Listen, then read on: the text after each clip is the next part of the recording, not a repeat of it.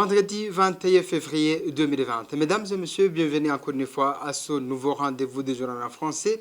Les titres, avant de commencer, difficile de parler des élections libres et transparentes dans un pays où règne la discrimination. Difficile également de penser qu'il y aura des élections où tout le monde peut y prendre part. Si nos Jérémy Gendakumana ne serait pas bloqué en Ouganda, vous aurez l'avis de Gervais Nibigira de l'ONG locale RCP.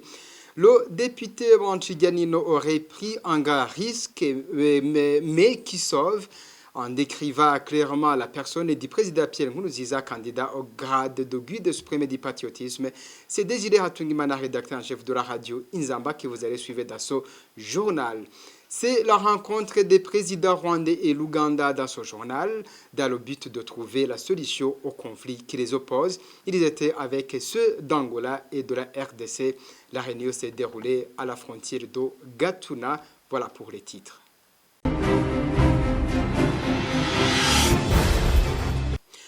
Rebonjour. Les 4 reporters du groupe de presse Iwachu totalisent ce vendredi 23 jours d'incarcération. Ils ont été condamnés le 30 janvier de 2 ans et demi de prison et d'une amende d'un million chacun par le tribunal de grande instance de Bubanza. Le chauffeur, lui, a été acquitté. Le siège a été constitué de Parfait Mouvouni comme son président, Ihoui Tonze Eric et Kaneza Clarisse, en même temps la présidente de grande instance de Bubanza. Le substitut du procureur à Bubanza, Namik Jean-Marie Vianney, lui avait requis une peine d'emprisonnement de 15 ans. Pour rappel, ils ont été arrêtés le 22 octobre dernier à Bubanza. Ils se rendaient en commune de Musigati pour un reportage sur les affrontements qui opposaient des rebelles et les forces de l'ordre. Christina Kamikazi, Agnès Ndirubusa, Terence Mozezi et Gide Hererimana sont accusés de tentative d'atteinte à la sécurité intérieure de l'État. Si les élections étaient pour tout le monde, Jérémy Gendakumana ne devrait pas être empêché de rentrer dans son pays natal. C'est l'analyse de Gervais Nibigira, vice-président des raisons des citoyens probes, qui dit aussi que cela prouve que le régime ne reconnaît pas la nationalité de certains Burundais et pour reconnaître celle d'une autre partie des Burundais. Suivez Gervais Nibigira. Aujourd'hui, il y a le discours officiel du gouvernement, du ministère de l'Intérieur, qui dans les pays où il y a beaucoup de réfugiés pour les demander de l'entrée. Mais de l'autre côté, il y a ceux qui sont bloqués. Donc cela montre qu'aujourd'hui, il y a cette façon d'appeler officiellement les réfugiés de rentrer et cette façon d'accepter ceux qui ne sont pas peut-être nuisibles pour le pouvoir. On peut penser que Jérémy Gendakumana, comme il a été l'ancien du parti CNDD-FDD, il a été le président, il a été le parlementaire de ce parti. Mais aujourd'hui, alors, on peut se demander, est-ce qu'il n'est pas de bonnet pour le pouvoir? Parce qu'aujourd'hui, il y a ceux qui, peut-être, seraient derrière lui. Et donc, cela montre qu'aujourd'hui, ces élections qui sont en train d'être préparées, d'être organisées, sont toutes des élections pour ceux qui amadouent le pouvoir, mais non pas pour le reste de l'opération. Et alors, on a des réfugiés dans tous les pays, et ces réfugiés ont le droit de rentrer chez eux comme les enfants du pays. Et avoir comment le comportement de l'ambassade de l'Ouganda s'est comporté en refusant à ces personnalités de rentrer. Cela montre qu'aujourd'hui, le Burundi est un pays pour les uns et un ennemi pour les autres. Nous poursuivons notre journal. Les propos du député Fabien Manchiganino peuvent-ils lui coûter cher? C'est la question que d'aucuns se posent après qu'ils aient dit que Pierre Nkurunziza ne méritait pas l'honneur d'être élevé au rang de guide suprême du patriotisme. Eh bien, la même question a été posée dans l'émission Club de la Presse de ce vendredi. Et c'est le Désiré Hatungimana, rédacteur en chef de la radio Inzamba Gateka-Kawe, un des invités dans le Club de la Presse.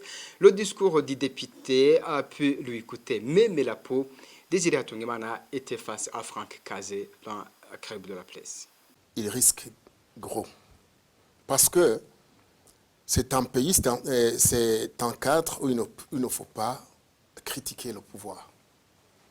Lui, il n'a pas critiqué le pouvoir dans l'ensemble. il a critiqué la personne. Le guide suprême. Oui. Il a osé. Disons aujourd'hui, oui, il a osé. Oui. Il a osé, mais dans d'autres pays démocratiques, c'est normal. Mais au Burundi, ce qui est normal ailleurs... Ça risque d'être une infamie, une diffamation. C'est ça, oui. Mais les députés qui savent leur rôle, agissent comme Machiganino. Et regardez dans des pays qui sont démocratiques en Europe, quand on regarde les débats aux États-Unis, quand on veut destituer Trump, et en France, quand il y a des débats à la télé, au niveau de l'Assemblée nationale, on dit tout ce qu'on veut sur l'individu. Et ce qui est interdit, c'est de l'insulter. Mais quand on annonce, quand on met sur table ce qui est visible, ce qui est réel, quand on dit que le Burundi est corrompu, c'est normal. Allez jusqu'au bout. Allez jusqu'au bout de votre pensée quand vous parlez de risque. Quel type de risque est-ce qu'il court? Peut être tué comme beaucoup de Burundais. Oui, il y a beaucoup de Burundais qui ont été tués parce qu'ils ont dénoncé ce qui ne va pas, en économie, en politique. Vous pensez que son immunité peut être levée pour... Il ne serait pas le premier. Il ne serait pas le premier parce qu'on a enlevé des immunités même aux anciens présidents Domitien Daïzé. Je me souviens. Et ce n'est pas à Machiganino qu'on ne peut pas enlever l'immunité. Et si on l'enlève l'immunité, peut-être qu'il aura la chance d'être dans la prison. Je dis la chance. S'il n'est pas tué, vous voulez dire. Oui. Parce que sinon, il peut disparaître, comme beaucoup de Burundais, et depuis 2015, des Burundais qui ont disparu. L'élévation de Pierre Nkurunziza au rang d'un guide suprême et du patriotisme, et cela est synonyme d'une insulte au peuple burundais et toute la nation. C'est ce que dit Epitath Nshimirimana, porte-parole du parti MSD. Epitath Nshimirimana dit que Pierre Nkurunziza a violé les droits de l'homme au Burundi et a commis les assassinats contre les Burundais. Selon lui, cela existe souvent pour les dirigeants dictateurs qui veulent se protéger pour les avenirs suivants.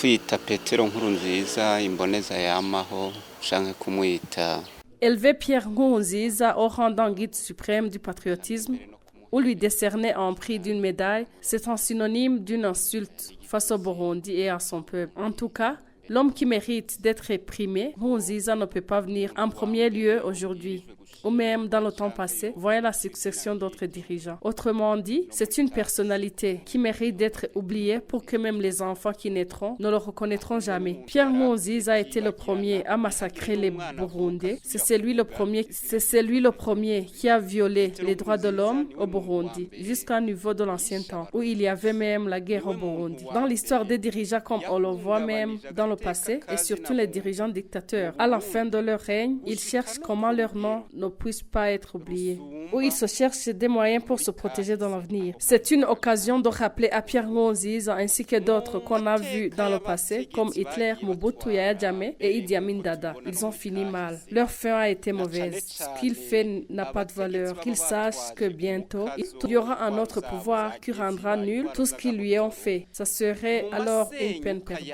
buzogwiza n'ubusi ivyo bari baramugize asange yataye umwanya wiwe. Et page agriculture et élevage, le ministère de l'Agriculture et élevage a procédé à l'ouverture de l'année de la récolte du café de l'année 2020-2021. Cette ouverture de l'année commence au moment où il s'observe une crise de confiance entre le gouvernement et les caféiculteurs sur le prix. Ces derniers réclament la hausse. Les détails avec Denis Andaïkenguruki. L'ouverture de l'année des activités pour la récolte du café commence au moment où il s'observe ces derniers jours une mésentente entre le gouvernement et les caféiculteurs concernant le prix du café. Ces derniers réclament que le prix du café soit revu à la hausse. Deogui Derulema, ministre de l'Environnement, Agriculture et Élevage, tranquillise les caféiculteurs en disant que leur appel a été entendu. Turemeshe, twongere tumenyeshe abenegihugu. Tranquillisons le peuple burundais, surtout les caféiculteurs, ainsi que tout le personnel de ce secteur. Concernant le calendrier des activités de la récolte pour l'édition 2020-2021, la récolte du café est presque prête dans tous les coins du pays. Nous voudrions par conséquent rappeler que le gouvernement a bien entendu l'appel lancé par les caféiculteurs concernant le prix du café, raison pour laquelle le prix initial du café pour cette récolte 2020-2021 a été augmenté jusqu'à 10%. Cadugizwe gushika ku bice 10 kw'ijana. Mais le Forum pour le renforcement de la société civile donne un avis contraire. Il précise qu'il y a des employés en chômage, comme le gouvernement n'est pas en mesure de continuer à les procurer du salaire. Vous savez combien de Burundais, combien de ménages qui vivaient grâce à l'exploitation du café? Mais ils sont plusieurs. Il y a beaucoup de ménages burundais qui vivaient de ça. Après avoir passé plusieurs mois sans être payés. Parce que le gouvernement, avant de prendre la mesure qui contraint, qui suspend tous les acteurs dans la filière café, on a d'abord commencé à refuser les salaires des travailleurs pendant plusieurs années. Maintenant, ils ne savent pas à quel sens se vouer, parce qu'ils ne seront pas payés leurs arriérés. C'est une situation où on voit réellement qu'il y a une volonté manifeste du régime de Pierre Nkurunziza de détruire toutes les sources de revenus des Burundais. Je pense que maintenant, ces mesures-là qui sont en train d'être prises en cascade à la fin du mandat, ce sont des mesures qui ne visent pas en tout cas l'intérêt général, mais qui visent peut-être des intérêts personnels des dirigeants, des autorités qui vont bientôt partir. Cette situation reste comme ça après que le gouvernement a récemment pris une décision de reprendre en main le secteur de la filière café dans le but de faire face à toutes les questions qui existent dans ce secteur. C'était au début de l'année 2020, en supprimant toutes les sociétés qui travaillaient avec ce secteur. C'est l'ODECA qui est resté. L'ODECA qui va dorénavant travailler avec le gouvernement. Avant de clore ce journal, le président rwandais et de l'Ouganda se sont rencontrés sur la frontière de Gatuna dans le but de résoudre le conflit qui les oppose. Ils étaient en compagnie de les homologues qui les accompagnent dans le processus de trouver la solution au conflit qui dure quelques jours. Ils étaient en compagnie du président de l'Angola, Laola Lourenço, et Félix Tshisekedi de la RDC. Les détails avec Thierry Bigirindavis.